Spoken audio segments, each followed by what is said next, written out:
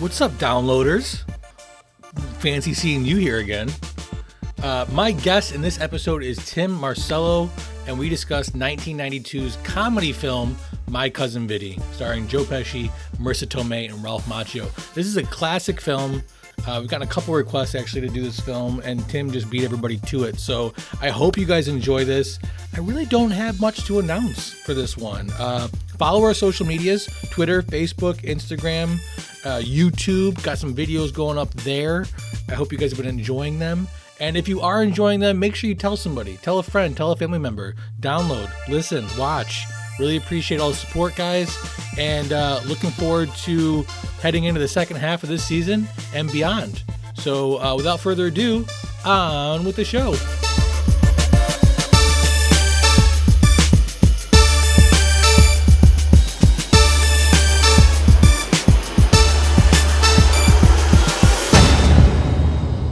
All right. Well, thank you so much for doing this. I really appreciate it. I'm really excited. You picked a movie.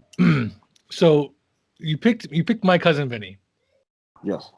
I've only seen this movie maybe once all the way through. It's always one of those movies that's on TV in the background. So I've seen probably every piece of the movie multiple times, but I only really sat down and watched it one time before. So let's start there. Why did you pick this movie? This was actually the first movie that I saw that I was allowed to see with my parents when I was a kid. And we lived in Howell. And I remember them laughing hysterically, quoting this movie.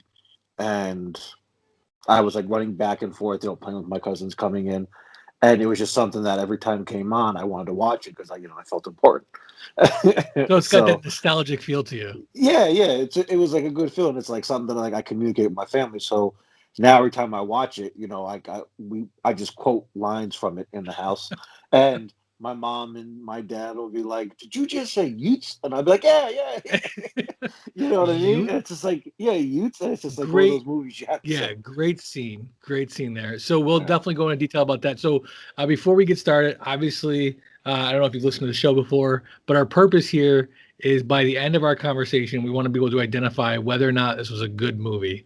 And I always say that it's a very objective thing to ask. Was it a good movie? Some people base that decision off of, cinematic feel and how the director worked. And other people just say, how it makes me feel and whether or not I liked it. So just keep that in the back of your mind as we talk about this. Okay. So My Cousin Vinny comes out in 1992. It's directed by Jonathan Lynn, who also did Clue, which is one of my favorite movies of all time. Did you ever see that movie? No, I played the game. Oh my God, you got to watch the movie. It's got Tim Curry in it, which is one of the most iconic roles he's played. But so Jonathan Lynn doesn't really do anything else worth noting. He's got Nuns on the Run and Yes, Mister, which are two. I think Yes, Mister is a British comedy. But anyway, he does My Cousin Vinny. The movie stars Joe Pesci, obviously, Ralph Macchio, Marissa Tomei. Fred Gwynn's in it. Big acting classes in this movie. Absolutely. Bruce McGill's in it. I mean, these are some great, phenomenal characters. And it starts off with Joe Pesci, Ralph Macchio, and his friend, he plays Bill, and his friend Stan, and they are driving to college to become. Are they becoming lawyers? I forgot what they're going to school. No, they're going for, if I'm correct, they're like some kind of. It doesn't really say actually what they're going to be. They just thought it'd be. They just, I don't even think they really focus on what they're actually going to school for. They just figured it would be better to drive through the country. Yeah, they decided they were in a community. Yeah, they were in a community college, and then they got into college way out of town, out of state, country, whatever you want to call it. So.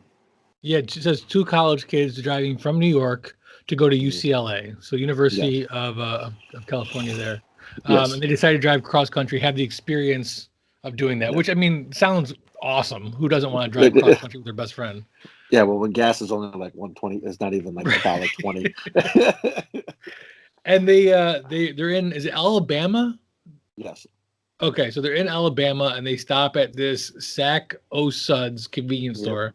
Mhm. And Ralph Macchio's character, Bill, accidentally takes a can of tuna. He didn't accidentally. He knew what he was doing. He said, I watched a bunch of interviews with the, which surprisingly enough, Ralph Macchio's talked a lot about this movie throughout his career, but I didn't find much from either Pesci or Marissa Tomei about the movie. I mean, they did a couple interviews when the movie first came out, but there wasn't really Mhm. much since then, which really surprised me because this is such an iconic movie in everybody's career. But anyway, Ralph Macchio says in an interview that he oftentimes gets stopped and asked to autograph cans of tuna, which I thought was great. Because I mean, it's so Yes. oftentimes you see some of these celebrities, things like this, these iconic roles follow their career. Yeah. But did you notice that when it's like actually today's shopping, because when they're shopping, it's like this is 18 cents, this is 16 cents. You're only paying for a label, 15 cents. You know what I mean? Like Right. they, and then like when he gets the slushy at the thing, he's like, can you fill this up? You know what I mean? Like that's typical like when you go to those places, Yeah, yeah, it was great. So they get in the car. He reveals to his buddy how he has the can of tuna, and they find out that they're getting pulled over by the cops.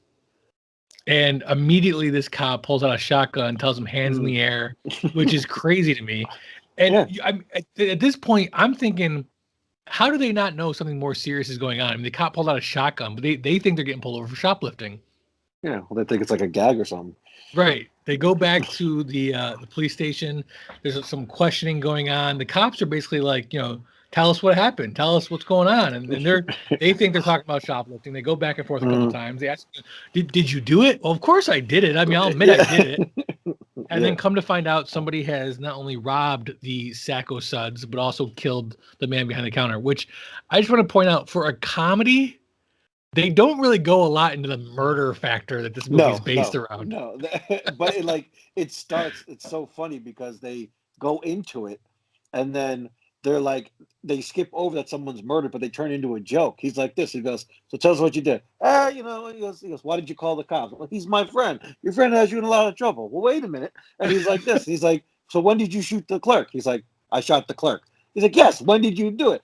And if you ever notice in that movie is there's something more important that goes out in the hallway that gets the officer out there besides a murder. Right. You ever know that? He's Obviously, like there's this. other He's like, pressing we things need you happening. out of here. And he's like, I'm in the middle of a confession. But they're just like, wait a second. There's something bigger that happens that they never talk about, which is actually funny. That's another thing Ralph Macchio mentioned is that he actually had to record that scene several times because the studio badly wanted him to say that I shot the clerk in a Mm, way that you could construe it as both a question and a statement. So he's like, mm, I had to like give it the right emphasis to both be a question and a statement at the same time. It was very difficult. So, um, mm, but obviously, I mean, they're going to need a lawyer. They're going to need somebody to mm, represent them. And mm. come to find out, Bill's got a cousin, his cousin Yes, Vinny, who graduated law school. And yes. really, that's when we're introduced to Joe Pesci's character and Marissa Tomei's character, and that's where they take over the movie. I mean, Ralph Mm, Macchio might have a total of six more speaking lines in the movie. I mean, it's crazy. That's one of the things I never really realized about the movie the first time I watched it, many years ago, was that the movie My Cousin Vinny really does center around his cousin Vinny. The movie's about him, mhm. really. Yeah, that's basically like, as soon as if you ever look at the movie, every movie you've ever watched, you always wonder how they get the name, how they get the name, how they get the name. As soon as he drops the phone, he goes, my cousin Vinny, you know what I mean? And Yeah. he says it in New York accent, and and that's like where it sets up, and then it's great because he's from New York, they're in Alabama, and it's great It movie. is really it's your stereotypical fish out of water movie Hmm. because you do have this New York style Italian. Hmm. Ironically enough, Joe Pesci finds out while filming this movie that he actually won the Oscar for Best Supporting Actor for Goodfellas. Oh So no. he really is coming into his own as a big Hmm. mafia-esque actor. I mean, so this movie is so iconic, uh, in itself. But when you think Joe Pesci, you do think, Godfather Yeah. and Goodfellas and A Bronx Tale. You think of him as that mafioso, and he doesn't really play that. I mean, he plays Nope. Italian, but he doesn't play mafia in this movie. No, he plays the New York side of a Brooklyn kid, but he does not play. He doesn't have a gun, and he's not killing people in the back of cars and stuff. So Yeah. So, I mean, Joe Pesci famously walks away from acting in 1999. He does that so that he can become a musician. mhm. He releases his second album in 99 entitled Vincent LaGuardia's Gambini's Sings Just for You after his iconic role in My Cousin Vinny. So all those mafia movies, I think this one is really the one that stuck with him and the one that, maybe most projected his personality as an individual. But so anyway, so him and Marissa Tomei plays his girlfriend. Huge age gap between the two of them. I'm not sure what the Mhm. age gap is in real life, but even in the movie, she seems like she's probably in her 20s or so, and he's got to be at least close to his 40s, if not in his 40s. Yeah. Um, but they show up in the small town, and he is a lawyer. He went to law school, but like 6 years ago, he hasn't passed the bar yet. No, he did pass the bar.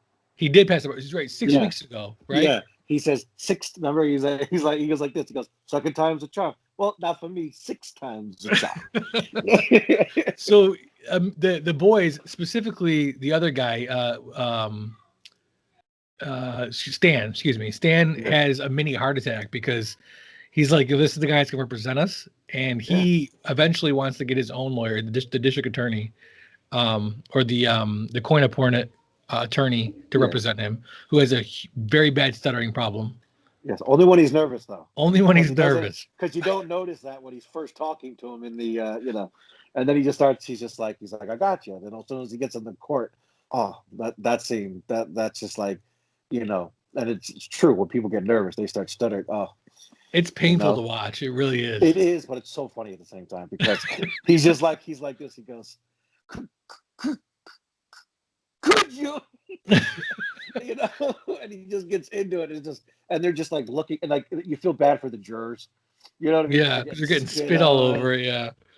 There's also that famous scene where Vinny meets them for the first time in the jail cell, and Stan thinks that he's like another inmate come to do Yeah, typical jail stuff to him. yeah, and he's thinking he's gonna get like raped in the jail, and Yeah, it's so funny because you have to ask yourself, like, I'm from Jersey, you're from New York, and you say to yourself, you see all these movies when they go into court, you have to go into a room and also he went right into the jail cell. He's like, all right right, into the jail cell. let's do this, Ralph Macchio is asleep, and he's just like, he's like, wow, you have a ego on you. So Vinny decides to represent him. Vinny has some hard times with the judge, played by Fred Gwynn. This is sadly the last role he plays. Very famous actor, most famous for playing in the Monsters. He plays the main guy in the Monsters And Pet show. Cemetery too. Is it Monsters? He's Monsters? yeah, the monsters. The Monsters, yeah. Yeah, MUN. Yeah, and yeah, Pet Cemetery for sure. He plays Herman Monster. Um, he actually despised that role because he got typecast pretty heavily after that. But he's got Mm. very great actor. Sad to say that he passes away after this. This is his last movie. He is 6'5" in real life, which is unbelievable. So he plays the typical Southern judge. Him and Joe Pesci's character Vinny don't hit it off too well. It seems like Fred does a great job playing Judge Chamberlain. Does a good job kind of trying to convey that he wants a professional atmosphere. He takes his job very seriously in the court. Meanwhile, Mm. Joe Pesci, who again never been in a courtroom before, kind of learning Mm. as he goes, gets schooled several times about wearing the right things and saying the right things. He gets held in contempt a few times. Meanwhile, there's this whole side story going on where Joe Pesci's character, and Marissa Tomei's character can't find a good place to sleep. Every Oh man. hotel has loud Yeah. noises or a Oh, train but they even notice that like when he goes to, he's like he asked the guy. He says, no, it never comes through this early in the morning. He goes, usually comes 4:45. Yeah, right. He You know, says, the train come you through at know, 5 every morning? He's like, no, it doesn't come through at yeah, that 5. comes through. Come through Yeah. 4:45. 4. He's like this. Oh, very strange, But you notice when he gets in contempt and he sleeps like a baby because it sounds just like New York. It's so loud and the screaming and the Right. rioting. That he can sleep in, but he can't sleep. Right. You Yeah, know. he does. He has this classic line where he actually has his first good day in court, but somehow gets held in contempt anyway. And Marissa Tomei says, "I'll bail you out," and he's actually don't. Maybe I can get a good night's sleep here.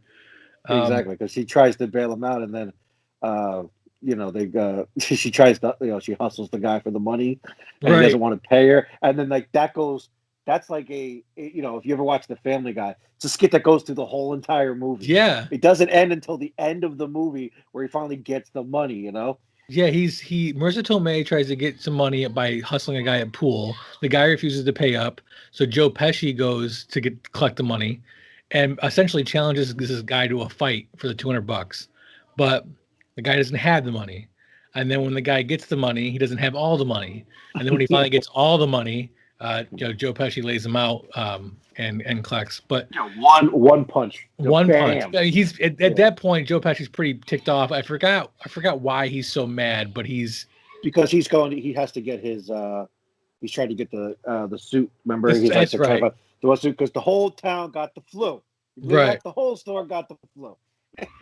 Yeah. It's very. There's a lot of scenes between Joe Pesci and Marissa Tomei where, they play a really nice couple. Marissa Tomei is trying to grow the relationship, get married, have kids. Joe Pesci's obviously very caught up with his job. They have this back and forth, and it slowly kind of escalates throughout the movie to the point where. So let me backtrack a little bit. Joe Pesci's doing a great job in court. Every witness they put on the stand, he's able to kind of get them to not so much recant their testimony, but on the stand explain why they might not have seen what they thought they saw. Mm-hmm. For example, there's a gentleman who says he clearly saw these two guys leave the sack of suds moments after the gunshot happens. Mm-hmm. And then Joe Pesci points out the fact that his house is quite a few miles, like a mile down the road. The screen's all dirty. There's trees in the way. There's bushes in the way. And finally gets the guy to admit that, oh, maybe he wasn't so sure as to what he saw. Yeah. Or, Did you? I'm gonna cut you off. Did you know though that because like I said, I've seen the movie a million times. In the beginning, when they go get breakfast and they go to Mhm. the thing and it's like breakfast, lunch, dinner.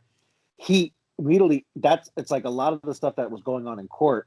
He gets in the beginning because he says to the guy, "How do you make what is this?" He's like, "Oh, you never heard of grits. grits?" Yeah, Yeah, yeah, yeah. he's like, you soak it in butter for 15, 20 minutes, and then as soon as the guy said grits, he was like, "Well, wait a minute, let me just make sure it's not instant." He's like, "No, respected Southerner would do instant grits," and he's like, "So you?" He goes, "How can you tell me?" Oh, it you was know? great. That's really a great callback. He does have the moment, like you had mentioned, where he's talking to the guy that owns a diner about grits and how to make grits and what grits are, because he's never seen them before. He's from New York. Yeah.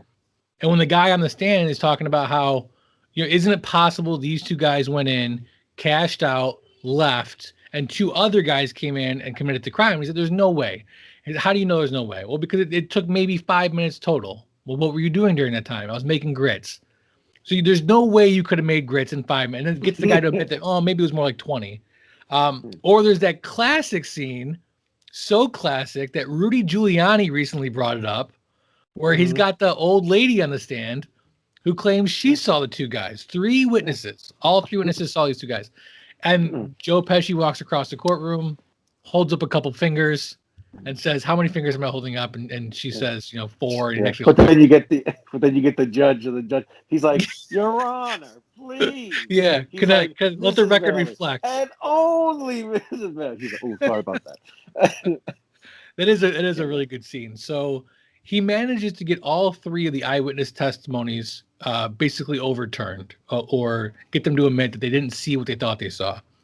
But unfortunately, the district attorney has a surprise witness who is able to put the vehicle as the vehicle leaving the scene, the vehicle that they're driving. And this is where he's thrown his first curveball, and he's having this, really, I have 24 hours to kind of combat this. And the reason why he has 24 hours, and what we didn't touch on originally, was his interaction with the judge. He gives the judge a fake name for him as an attorney because the judge is going to get New York to send them, the lawyer information, if you will. I don't know, the bar. Yeah, he gives him his first name. Then the judge can't find it, and then he's like, "Oh," he's like, "Well, he said he was an actor," and he's like, "Gambini," and then he goes, "Jerry Gallo," and then he comes to find out that Jerry Gallo is dead. Right. So it's And then actually he has to Jerry go, Callow with a Callow, C. So Callo. this is one of the things that maybe you can help me with. I don't understand this. He passed the bar. He Yeah, is a not lawyer. in yeah, you have to be I've learned this because I've had a lot of lawyers. You have to pass the bar in every state. So he's not able to practice in Alabama or wherever the hell they are. Unless the judge in his case will accept him as a lawyer there. Okay. And he thinks he's this percent, because he says, he's been a lawyer for it's only been like 5 months. He's like, I've been a lawyer for 16 years. So So that's what it is. It's not that he yeah, can't practice law. yeah. He's fooled the judge by thinking he's this grand lawyer, and that's why the Mhm. judge has allowed it. So Yeah. anyway, so the judge says basically I should be getting the transcript of your record in the next 24 hours. So unless you can win this case in 24 hours, Yeah.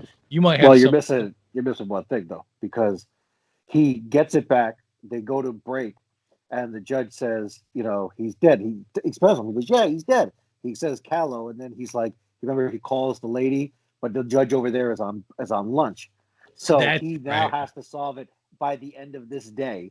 Right. Because if he doesn't, So then he's gonna know. right. So at that point, he's afraid. So because the judge is a little onto him. Obviously, he's not. Vinny isn't projecting himself to be this world class lawyer that he says he is. So the judge is a little onto him and says, "Yeah, you can. You have till the end of the day before I get this information, and hopefully you can win the case in that fast. Otherwise, you know, basically, I'm going to know you're a liar and I'm going to kick you out." Mhm. Yeah. So Vinny goes to a diner to sit down and kind of review some photos and try to overturn this last, professional they have about the tire tracks. He has the run-in with Marissa Tomei's character, Mona Lisa Vito is her name in the movie, Hmm. and kind of flips out on her, snaps at her about some pictures that she took, and Marissa Tomei runs off and they get in this little tiff. But afterwards, he realizes the picture that she took actually holds the answer and Hmm. that she is going to be the star witness because she knows a ton of stuff about vehicles and it's kind of peppered throughout the movie. There's a various amount of comments here and there that show that she knows what she's talking about when it comes to cars. So it's not like sprung at you at the end like this, you never saw Yep. this coming. He manages to get her on the stand forcefully, using the bailiff and the judge. She gets on the stand, refuses to talk to him, which I thought was great. She's like, "I'm not." Yeah. I hate him. The judge makes her answer first. First, the DA is like, in order for you to project her as a professional who knows about vehicles, I want to put her to a test. And he Mhm. asks her like I don't even know, like the cylinder rate of a Yeah, well, 19. some kind of something with a car. It's weird. I don't even know how I can even quote that part. Right. You know. But she nails the question by saying that car doesn't exist or that Hmm. vehicle, whatever, and Yep. explains how her uncle's a mechanic, her dad's a mechanic, her brother's a mechanic. She used to Two work at cousins the at a shop. mechanic.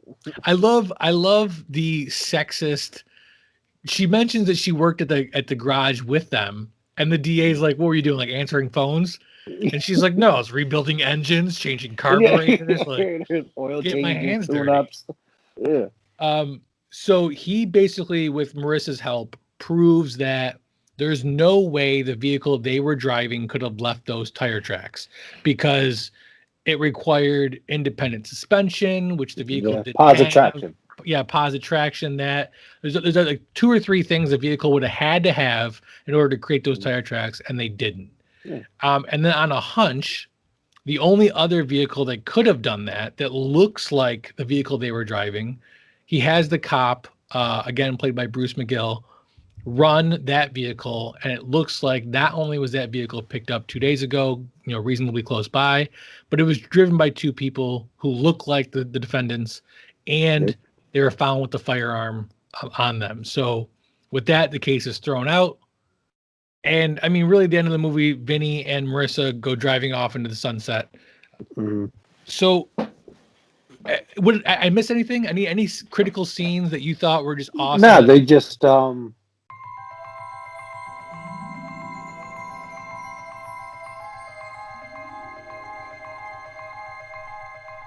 From the far reaches of the galaxy to an internet location near you, we're Don'tForgetATowel.com, your daily source for geeky pop culture news, reviews, interviews, and so much more. So as you're hitchhiking your way through the universe, don't forget to travel safe, and don't forget a towel.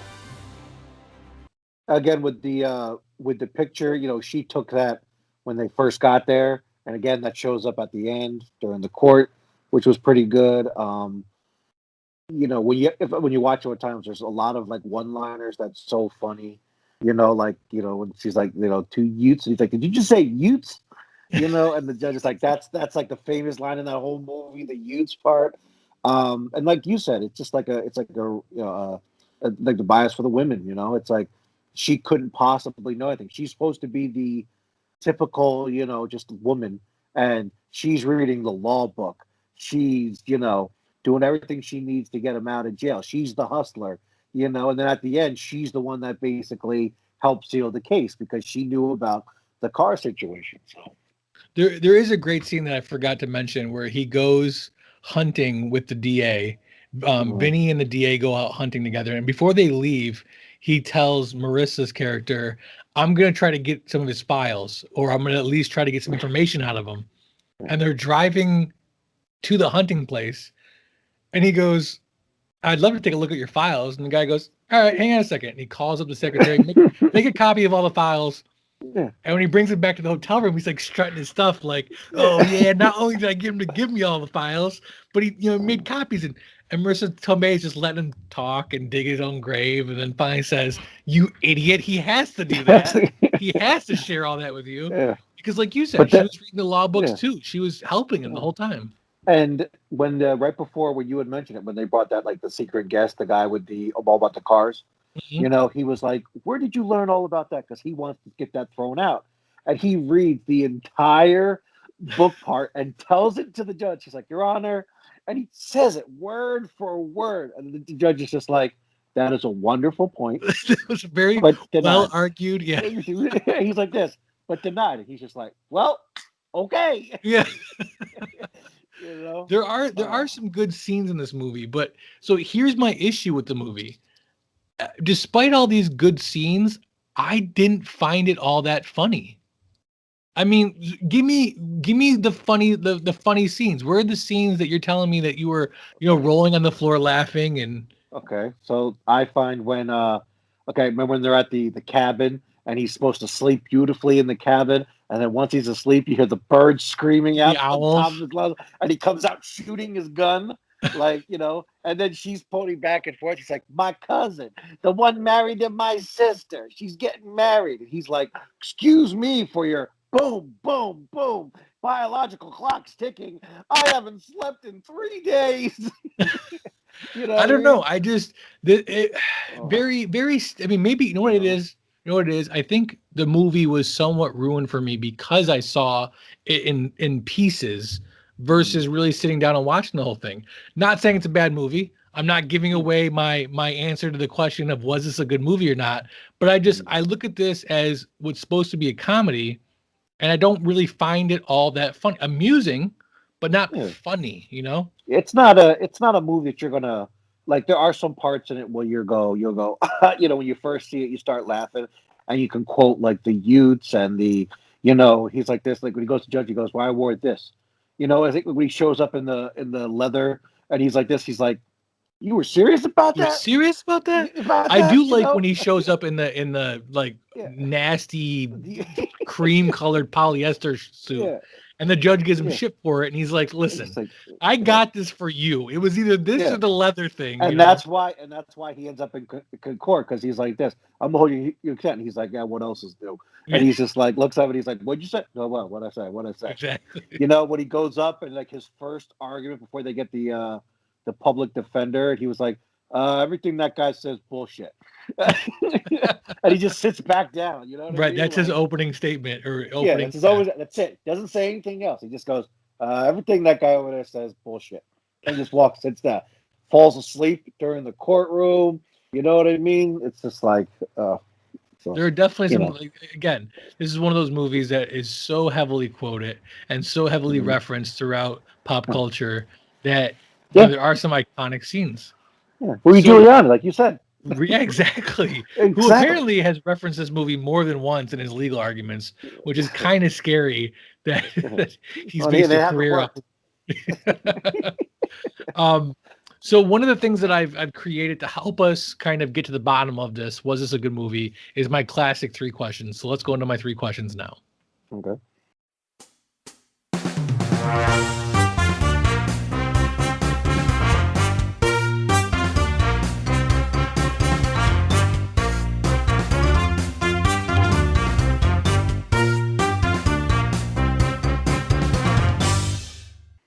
Boom. Question number 1 what was the message of the film, and do you agree with it? I guess the message of the message of the film is don't judge a book by its cover. Because you see this guy coming out of state and you're just thinking, he's just some New Yorker, not going to know what he's going to do. And anybody can be can defend themselves. It doesn't matter what kind of job you're doing. So I would say that don't judge a book by its cover. And yeah, I would kind of agree with it because you don't expect him to do what he's going to do, and he actually, gets it off. I mean, the other part could be you need help with everything, in life, marriage. You're married. That as much as you want to do things yourself, you could need your wife's help. He would not have won this case if he didn't have, his girlfriend, fiance, whatever you want to call it in the movie, her help. So I guess it's like, everyone needs help. Yeah, I mean, I would 100% agree with the first one, that don't judge a book by the cover. Not just Vinny, who shows up, New York, leather jacket, doesn't really fit in, but also Marissa Tomei. I mean, we went into the DA talking about, what were you doing at the gas station, answering phones, like that whole thing of like, just because somebody presents themselves one way doesn't mean that they can't do or execute on something else. So I 100% agree with that. Also, it's worth pointing out, very controversial. Marissa Tomei wins the Best Supporting Actress nominee for this film, which is still quoted as one of the biggest upsets in film history, which kills me because I actually looked up because I didn't know who she went against. She went against Judy Davis for Husbands and Wives, Joan Plowright for Enchanted April, Vanessa Redgrave for Howard's End, and Miranda Richardson for Damaged. I have never seen or heard of a single other movie. Me either. I was just gonna say, never heard even any one of those people. I've heard of Vanessa Redgrave, although I couldn't tell you anything she's been in. Me either. But Marissa Tomei wins. This is one of her first films. She was in a couple movies before this, but not many. She was in a movie, Oscar. You ever seen Oscar? No. Sylvester Stallone, comedy. It's basically a mafia movie, but it's a comedy and it plays out in like the 1920s. Highly recommend if you got a couple hours to waste. Okay. But anyway, controversial there. I wanted to point that out before we went any further. But let's carry on. Question 2: how did the movie leave you feeling, and do you think it was intentional? I mean, it's weird. Like when the movie first starts, you already know, what they didn't do it. Okay, and then through the movie, you're wondering why these people are saying what they are, and they kind of reference in the movie, like if this was a conspiracy, we get everyone to lie. So I think that would have to be it. Like I guess the movie's trying to make you say, well, maybe they did do it, and just the part we didn't see. I mean, that's the way it goes through the entire movie. Because this one person's like, we saw them. This one's like, we saw them, and at the end, you're like, wait a minute, this can't be because we didn't see it, and these two kids couldn't have done it. And then at the end, they get this supposed to put the dagger in the coffin, but then it's just like, okay. it wasn't. It was a dagger, but it was actually proven again that they did not do it. And I guess that's kind of like, I haven't seen, a lot of court cases and everything, but there's been a lot of cases that, that've been publicized that you're like, oh, they did this because of what's going on, what the witnesses have said, and they've been found not guilty or been found guilty, and you're just like, weren't we just in the courtroom, like with those people? Did we see it? Yeah, I mean, honestly, I gotta disagree. At no point in the film did I think that maybe they did it. I did never cross my mind. Never crossed my mind. I Yeah. thought it was a little. I mean, let's be real. They kind of glance over how scary of a situation this is. Can you Mm. imagine being in some podunk town and being accused of Yeah. murder? I mean, there's a scene in the beginning where he's calling his mom and he's saying, basically these He's all being these people framed. down here know each other. There's Yeah. no way we need Cahoots. good legal representation because they all know each other. Yeah. They're all in cahoots. Yeah.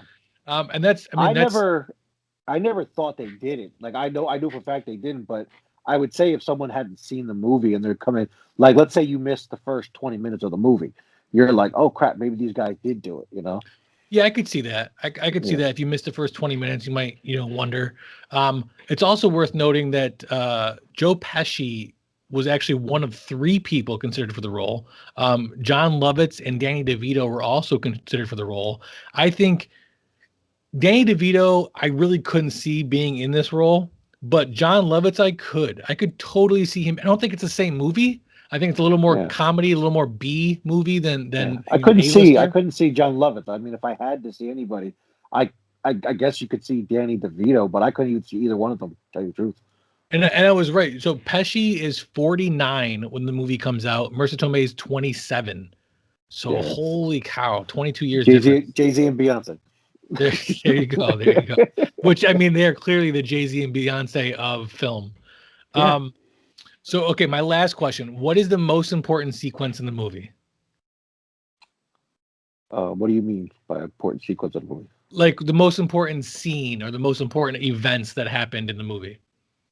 It has to be the it has to be the right when they're in court, the last scene, because if you remember, he says to her, "Does a defense case hold water?" And she says no, right? And everyone, and then you look at everybody, and they're just like, "What?" Like, "Oh my God, she's telling us that we're guilty," you know. And then, bam, she hits them with the she just boom starts speaking about the car and the positive traction, and starts speaking about the mud, because remember, he again, if you look at that one, remember his car got stuck in mud, Right. right? And then it just keeps spinning, and then in the beginning of the film, mud in the tires, right at the end, it kind of brings back everything what was being said. So without that, you don't have a case. You just have like, all right, maybe he was wrong with the time of the cooking. Maybe she was wrong because she had different glasses. Maybe it was too dirty. But it's like, there's still reasonable doubt. Yes, but these guys are from New York and they're in Alabama. That jury, without them canceling that case, defense to miss all charges, they're going to go down. They're Yeah, good. and I agree, and I agree that is probably the most important sequence is that whole scene. I mean, that's really what the movie's building to, right? I mean, you have some suspense early on. He's able to throw out pretty much all three eyewitnesses, and then when the defense pulls out this, or excuse me, when the DA pulls out this surprise witness about the tires, you're like, he's cooked. I guess I could argue that maybe the diner scene where him and her get into a fight is important too, Yeah. but that's really just a build up to the court scene. Yeah. So I 100% agree with that. So the movie's released March 13th, 1992. It's got an approximate 119-minute runtime, which is perfect, but 2 hours ish, right Yeah. around there. Probably could have been slimmed down, maybe an hour 45, but either way, it's good. Budget for the movie's $11 million, which is nothing to be shy at. I mean, it probably all went to wages, being as all the big headliners they have on this movie, Yeah. but it winds up grossing 64 million at the box office. So, I mean, we've talked about this before on the podcast. When a movie does double its budget, it's usually considered a success. But to do essentially 6 times its budget, this movie was a huge hit and has continued to be a Yeah. staple of pop culture and referenced many times over. So then, I mean, I guess I don't have to ask, but I'm gonna. What do you think? Was this a good movie? I think it's a great movie. You talk about it as a classic. It's funny.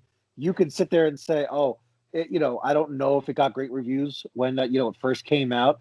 But if you remember correctly, The Wizard of Oz got terrible reviews, and it's something that they show every holiday.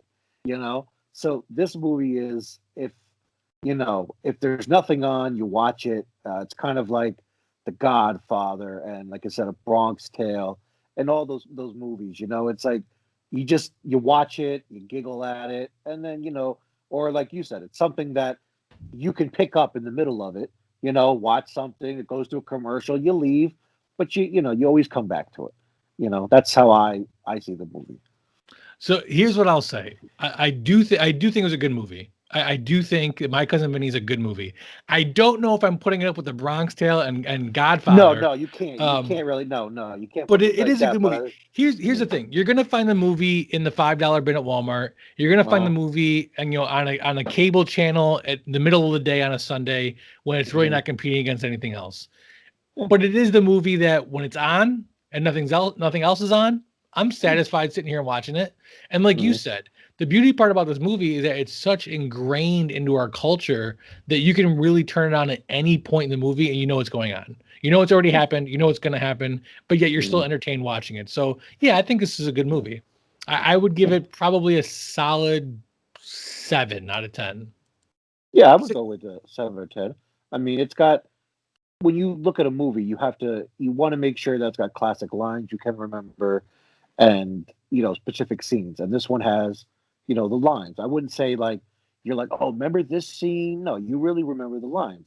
Like you can't forget the line when she's like, you're drinking a cool glass of water, you put your lips to the thing, and bam, he shoots you you blow your brain. You really think you care what kind of pants he was wearing? You know what I mean? Like that. It's just one of those things. You just like, oh, you know what I mean? Like it's the lines. Like every movie has lines in it, or famous quotes, and I think those are that's why this movie I give it such a good high, like a 7 or 8, because the one liners and the quotes are just, they're just, you can't beat it. So one of the other things I love to do on this podcast is play a little game called Guess That Tomato.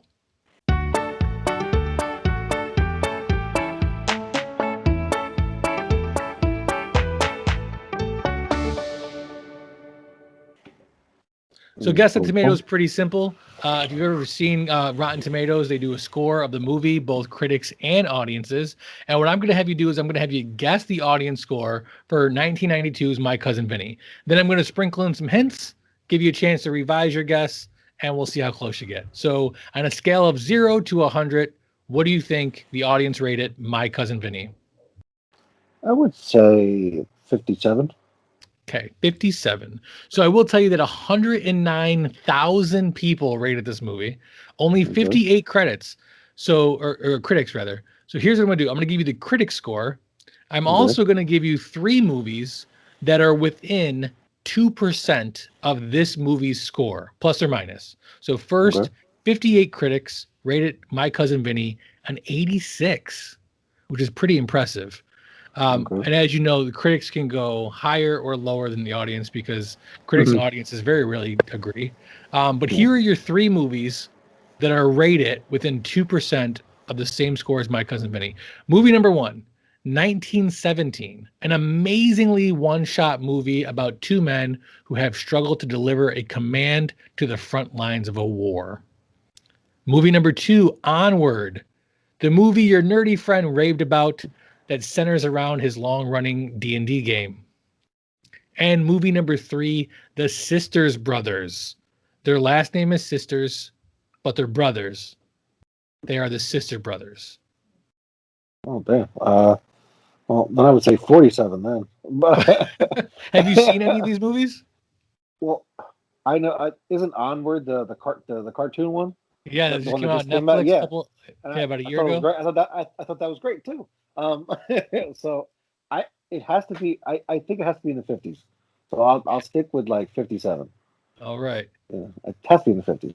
109,000 people rated My Cousin Vinny.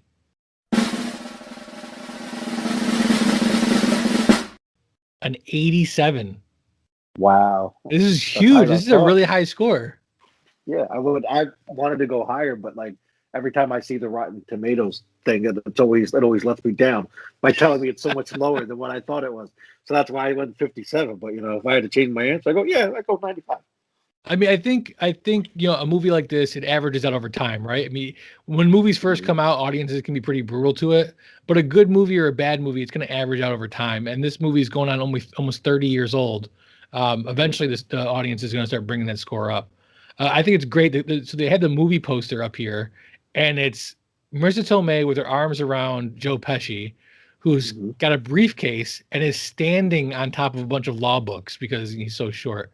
Yep. Um, which is awesome. And So she has like the camera, right? The one where she has the camera. she Because there's no, two of them. she doesn't. Yeah, it must be two of them because she does not have the Okay. camera in this one. Yeah. Some of the critics. Let's read some of the critics.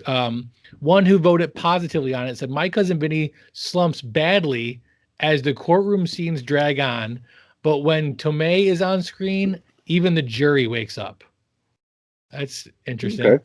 That is Vinny interesting. is I a mean, winning character, and Pesci's performance as the beleaguered litigate is terrific, cranked yet cuddly. Huh. I don't know if I would describe him as cuddly. no, Um, he's but thanks for lovable. the. I mean, you have no choice but to like him in the movie.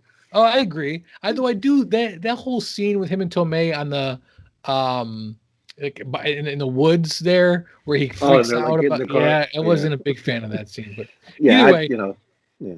thanks for the suggestion. I really enjoyed the movie. I really appreciate you suggesting it. Before we let you go, it's the belief of the owners that don't forget a towel that everybody geeks out on something. While it may not be law books or your Italian cousins, maybe it's movies and TV shows. So I got to ask you, Tim, what is it you're geeking out on right now?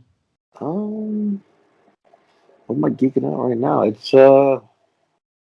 What's think taking it's up your spare time and become your hobby?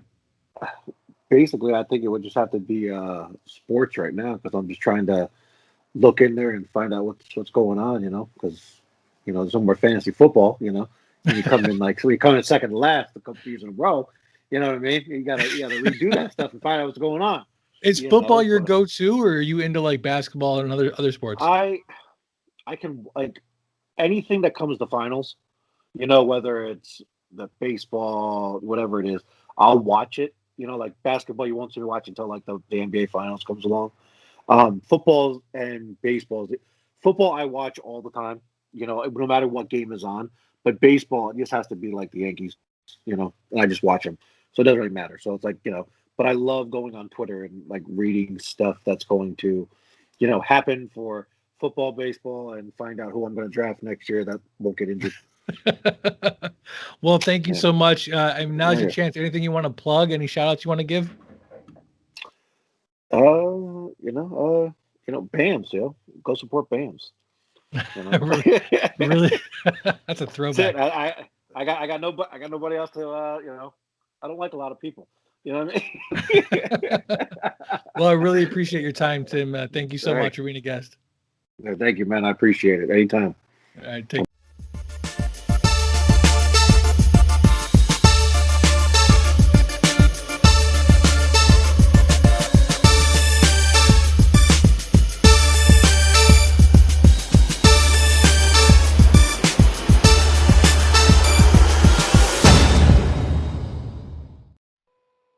You've got Gutsy Media Podcast. Leave a message about any movies you covered, and maybe we'll add it to the show. Thanks.